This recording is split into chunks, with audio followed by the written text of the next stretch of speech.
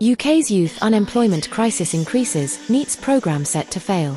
In the United Kingdom, teens and young adults are not only finding it difficult to be gainfully employed, but they are finding it nearly impossible. According to the UK's ONS, Office for National Statistics, 16% of teens and adults between the ages of 16 to 24 are unemployed. That is 3 times the amount of the current national average for the total number of citizens in the UK, which stands at 5%. The reason given by employers in all sectors is because of the high cost associated with operating in the UK. Of all the employment sectors in the UK, the ones that have been hit the hardest are low-paying entry-level jobs such as retail and hospitality. While employers were citing rising costs in the UK as the main driver in terms of low hiring rates, other variables such as the increased use of artificial intelligence, online retail sales, and the governmental policy that demanded that there be an increase in minimum wage. Like its American counterpart, job seekers are faced with having to apply to an average of 50 applications to obtain 1 to 2 interviews with a prospective employer.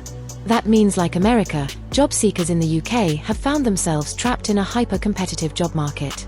Lower wage and unskilled workers are not the only ones having to deal with the employment crisis in the UK.